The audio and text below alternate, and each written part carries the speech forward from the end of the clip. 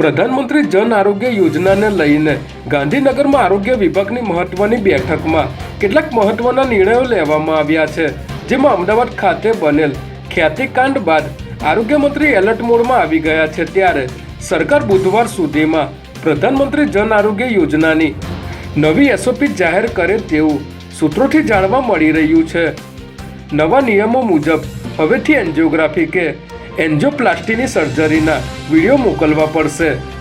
સાથે જ આ યોજના માટે એક નવું પોર્ટલ પણ તૈયાર કરવામાં આવશે તેવું જાણવા મળી રહ્યું છે।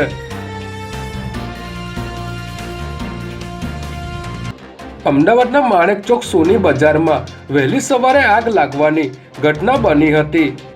ઇલેક્ટ્રિક ડીપીમાં લાગેલી આગ જ્વેલર્સની દુકાન સુધી પહોંચી ગઈ હતી અને પહેલા માળના ઉપરના ભાગે બેનર પણ આગની ઝપેટમાં આવી ગયા હતા। ઘટનાની જાણ થતાં ફાયર બ્રિગેડની ટીમ તાત્કાલિક અહીં પહોંચી હતી અને પાણીનો મારો ચલાવીને આગને કાબૂમાં લીધી હતી। આ ઘટનામાં જ્વેલર્સની દુકાનમાં નાનું મોટું નુકસાન થયું હોવાનું જાણવા મળી રહ્યું છે।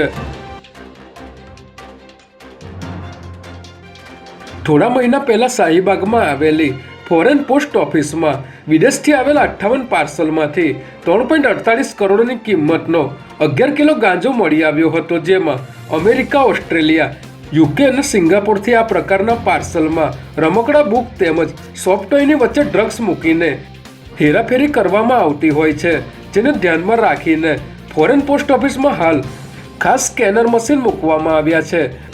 આ મશીનની ખાસિયત એવી છે કે કોઈપણ પ્રકારના માદક દ્રવ્યોને આ મશીન પકડી પાડશે।